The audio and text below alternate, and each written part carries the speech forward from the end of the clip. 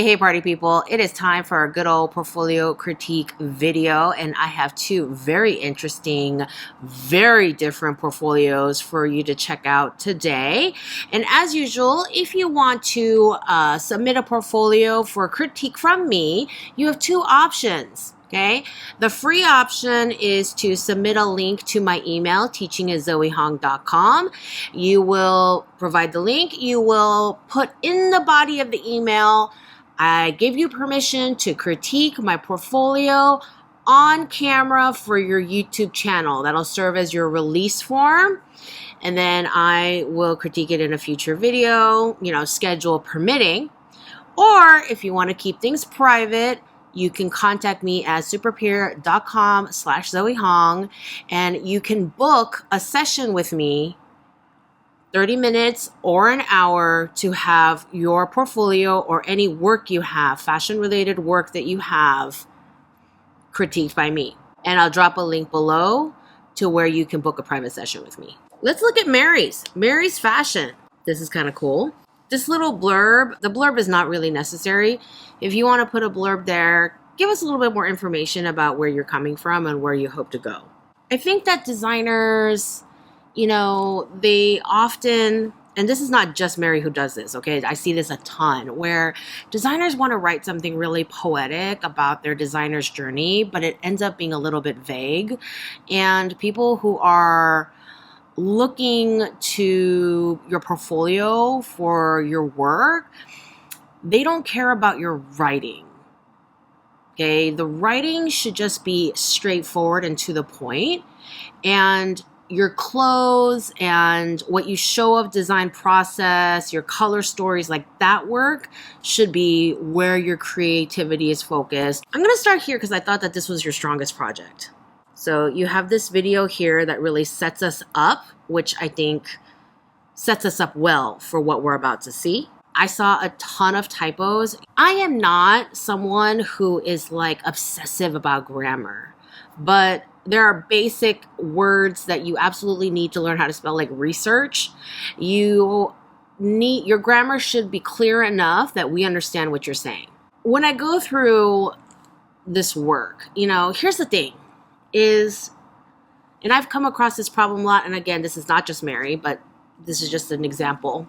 I see a lot of students who go to fashion school and they are given a homework assignment, and it's a big project with a lot of pages according to what the teacher gave them, and that's fine. Whatever their teacher had suggested they do, they should do that, of course. However, does all of that need to be in your portfolio? No, it does not.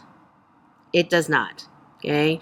If your teacher expected an essay based on the research you did, market research on this or that or whatever, that's for your teacher and that's for your own education and your own knowledge. Great. And if you want to include that in your project, like I did market research on this category, this sector, bullet point it.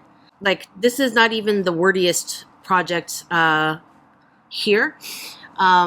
Bullet point for it, or like blurb it, or you need to edit your text content a lot and just stick to, like, your storytelling should be in images. Okay, whatever story you want to tell, like this storytelling, this narrative you're creating speaks volumes without an essay.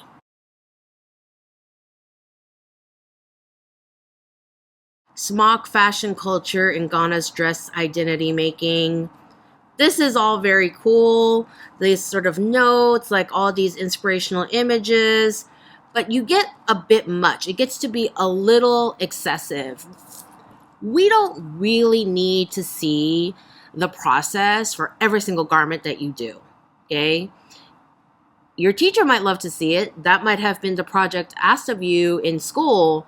We don't need to see that. Mostly, we want to see the end result of your explorations. Hit the highlights. Like, some of these are really cool. I'm not saying they aren't, but you need to learn to edit your work. We already saw this image. We can gather that you've pulled the swirls and the stripes and the linear work, like we can assess that on our own later. We don't need to be spoon-fed your development for every design. This sort of like what it looks like loose and what it looks like belted, that's something that can be shown on a flat later on with like your design and your flats and that kind of thing. Here are your fabrics and your colors. Love this. Okay. And here we are with your final lineup, which I really like. I don't understand what is happening with your website where every time I touch it, it turns dark. It kind of makes me crazy, and I don't know what that is. But you have your final lineup, you have your prints, you have your colors, you have your flats, and then I don't know what this is. Is this more designs? I don't like this laying it's distracting from the flats. I think your flats are really good, and I only want to see your flats. This laying the fabric on it like that, like, I get it. You've articulated the stripe here. You've articulated the stripe here. I don't need these swatches. All of this development it's cool, but you could have just added this bird in your mood board and called it a day. All of this could be one page. These sleeves, while very cool, are not so complex that it requires 2 whole formatted pages to show the work. And I mean, maybe you didn't mention it, but maybe that's why you sent it in, because you are having a problem editing your work, but you do not need to show development for everything. Remember, like the minimum, and you don't need to do the minimum, but the minimum is mood board, colors, fabric, some development pages, 3D examples, drapes on dress forms, like a couple of pages of that where you are draping on a form or you are sewing little samples like the cool sleeve and things like that. And then your final lineup, flats of your final lineup. And if you want later, pages where you have your figure and your flats. Okay. And then swatches, available colors, like all that information on individual pages so that we can really deep dive each design. Like, this is really cool because it's a complex garment. So to see all the sides is very cool. And I love the fact that you have the colored in flat and then you have the black and white flat so we can really see where all the seams are. And then you have photos. And then you have references. Like, I want to just see a series of these. I don't even need a figure illustration at this point because this gives me so much information. This is my favorite page. It's organized. The creativity of this page is focused on the design and not cool layout or poetic writing. No, the creativity is the design. The design is the focus because that's where your creativity is. And the rest of it is just clean and organized and easy to read. And this is a really cool outfit. It's super cool. And we're able to focus on that because there's not a bunch of clutter. There's not a lot of stuff going on. But this is a great page. This is a great page. You call it uniform elsewhere, but you spelt it wrong here. Is that on purpose? Like, even if you don't have like a sewn up garment for each one, it's like you have it with the print, you have it black and white because there's so much drape and seams and everything going on. Like 1 or 2 reference images because we're just really seeing that connection there. Your colors, your fabrics, just a couple of notes on construction. Beautiful. And I can just focus on how freaking cool. This top is very cool. Okay, with the drape, it's organic. It's got the stripes. That's a little bit more rigid, but it's turned organic with the ruffling. This one, you wrote so much. And I tried to read a lot of it, and it was a slog. It was a slog. I don't know what this is. This is very cool. This is, clearly like part of your development for this project. So I love this. And this whole like slightly collaging text that, I know that this is not to be meant to be read. It's kind of like part of the look. But this whole thing about your journey, like, you're talking about this village that, Navrongo is my village, which I have never been to. Consequently, to feel closer to my origin, educating myself through garments, traditional fabrics called fugu. These things should be done in pictures, okay? Show me a map, like a little map of where your village is. Throw down some cool swatches of your traditional fabrics. Like maybe you say, you're based in London, so have another little map of London, and you talk about London is known for such and such things, and you could do a little map of London with some pictures of what London is known for. And so we can start to see this story of how they're going to come together in your project instead of reading this whole essay. This is sort of vague, and it doesn't illustrate much, not really. And you have so many of, I don't know what deeps are. I'm going to assume drapes. You have a lot of these development pages, and it gets a little bit tedious. Like, we kind of lose interest after a while. Real fabric swatches would have been better. So the lineup is good. All right. We see the concise, complementary color scheme, the lineup and everything. This is where you lose me because I really wanted to see, and I'm going to assume that you did this one earlier than the other one because I see how much you've improved in terms of formatting and rendering and drawing, because I see that you did front, back, left, and right because all of your designs are very asymmetrical, and that is really good. I want flats, and maybe you should have the flats, because it'll help you express these designs better. Lean into your strengths. So you have all these illustrations, but there's not enough information. You want the fabric that's being used, the swatches, you want the colors that they come available in. You want the flats. Okay? You have this backdrop, and we've already seen that, so you don't need it. So you have this, and I'm going to assume this is your work, and you have this design element like up here. And so even if it's not blue, okay, I would have put this photo next to this, This, so that people can understand what you're constructing, and also that you know how to make it. That's impressive. A lot of people can just doodle whatever, okay? But to actually take your idea and to make it out of muslin, which is just one step away from making it out of the cotton linens that you had chosen before, yeah, go for that. This outfit here, and I know you would have muslin drape of this sleeve up above. You should, oh, here it is. But it's like covered, and like I would have just put the picture right there next to the illustration. It's like, here's my beautiful sleeve.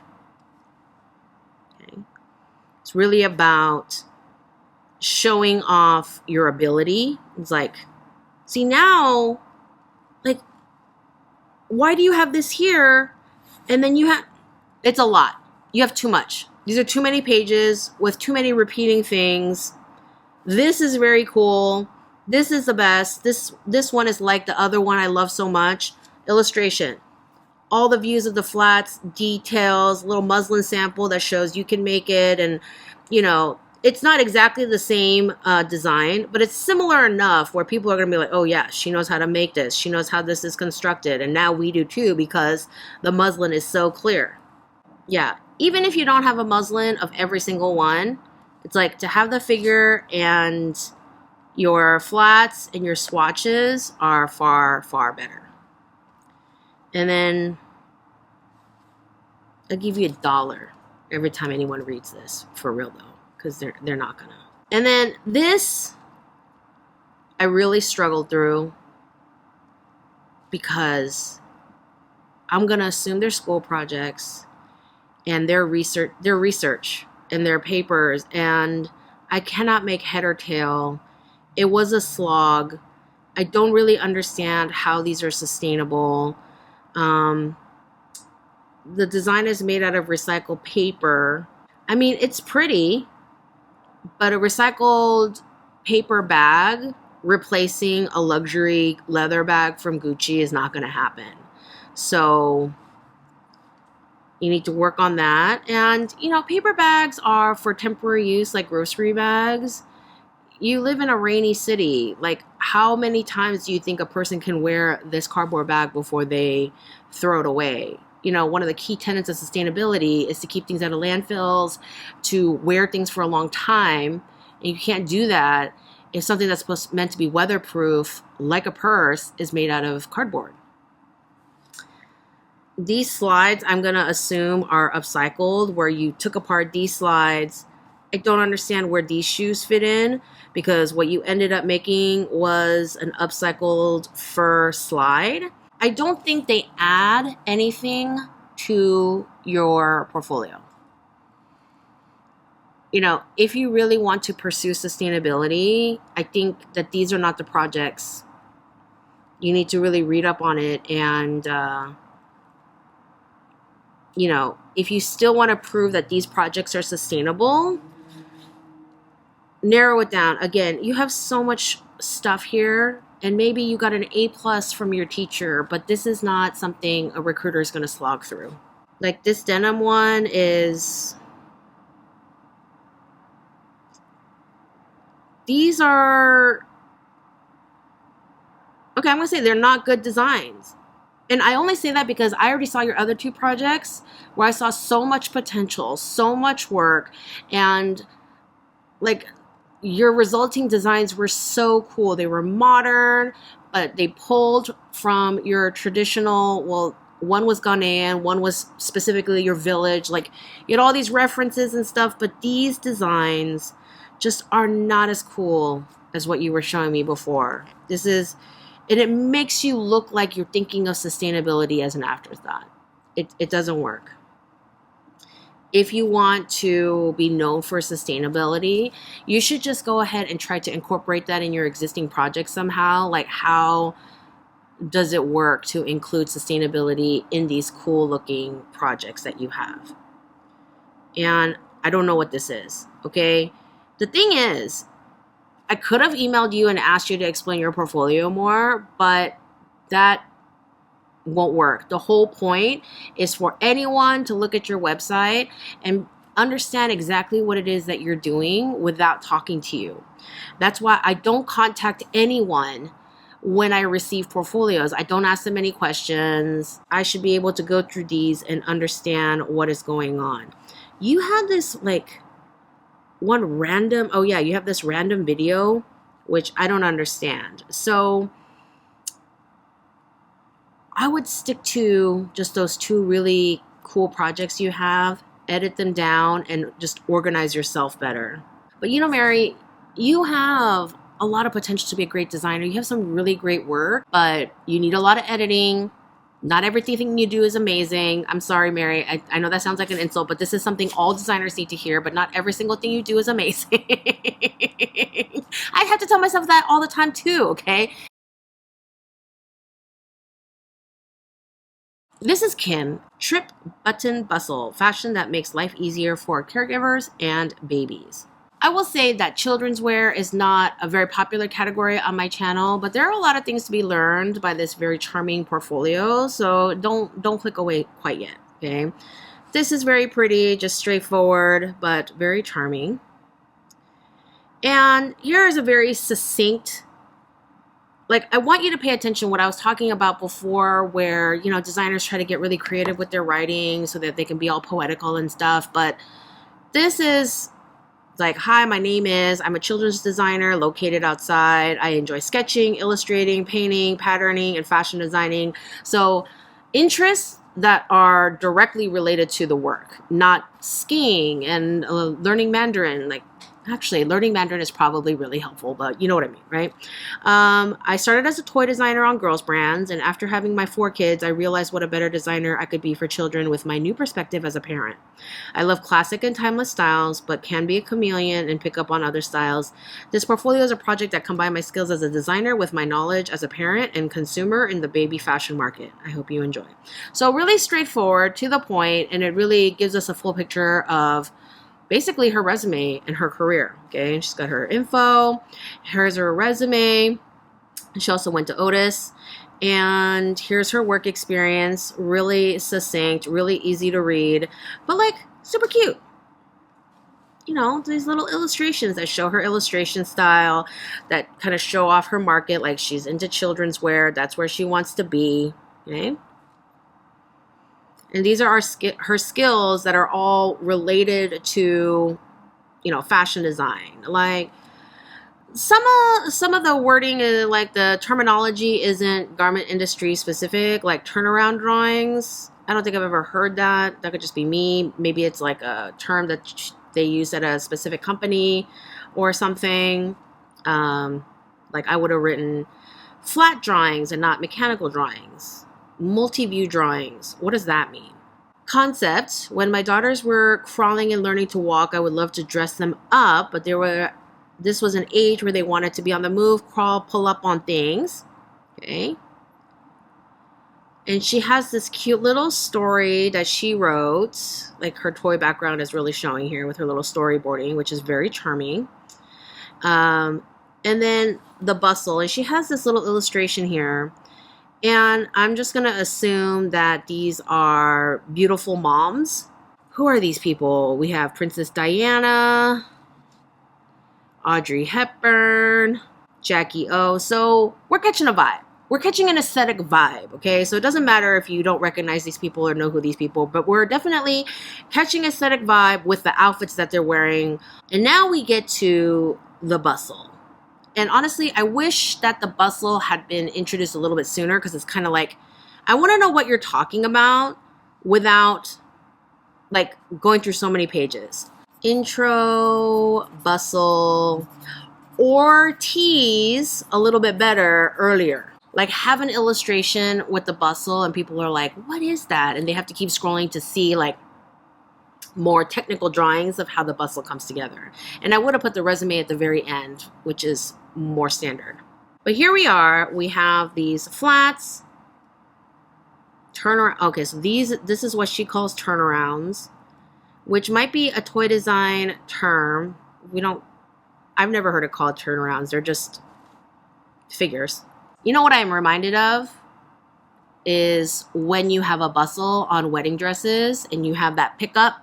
You have the button, and it's either on the inside or the outside, and you have like a thread loop, again, either on the inside or the outside, and you pull up the thread loop. And there are a lot of different ways you can bustle up your skirt. Of course, one does not expect a bride to be crawling around, and that's why they need a bustle, but it's to like scoop up their train and scoop it up so that they can have a dress that they can dance in without changing. So we have a finished dress, which is nice.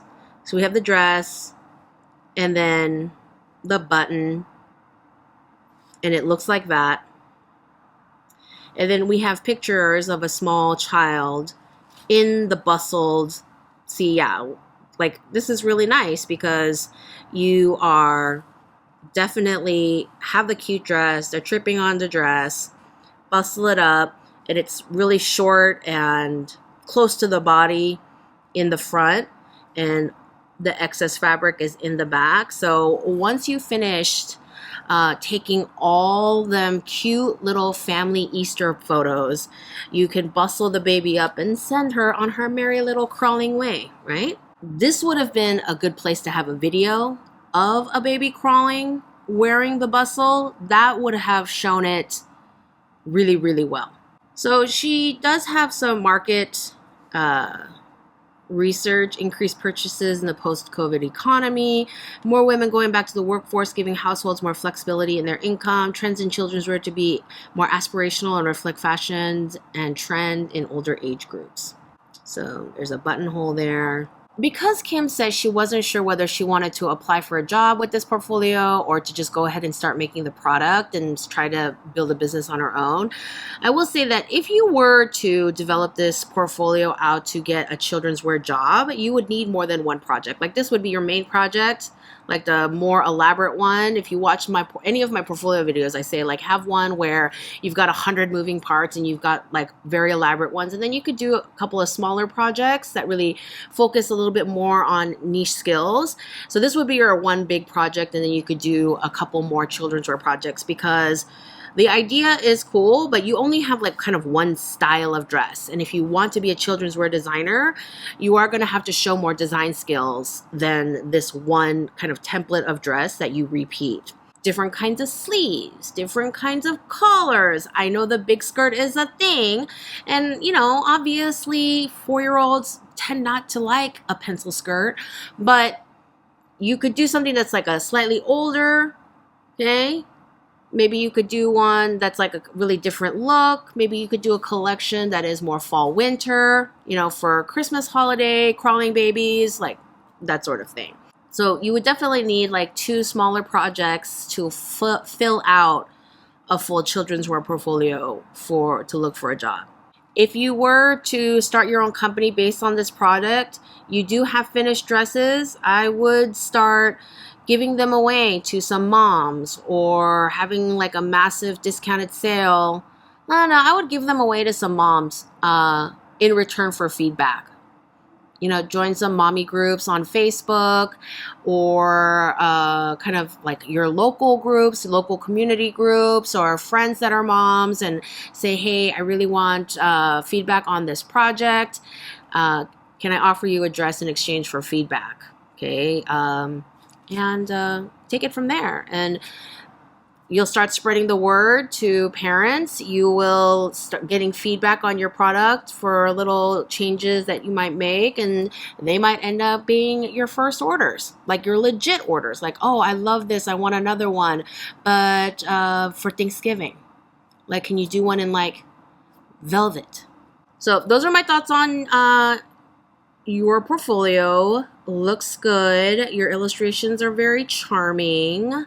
And good luck. Good luck to both Mary and Kim. And that's it for today. Please give this video a thumbs up if you learned something new today. If you want to share some comments about Kim's or Mary's portfolios, please remember to be kind and respectful. It takes a lot of guts to share your work publicly. So please do be kind. And I will see you in the next video.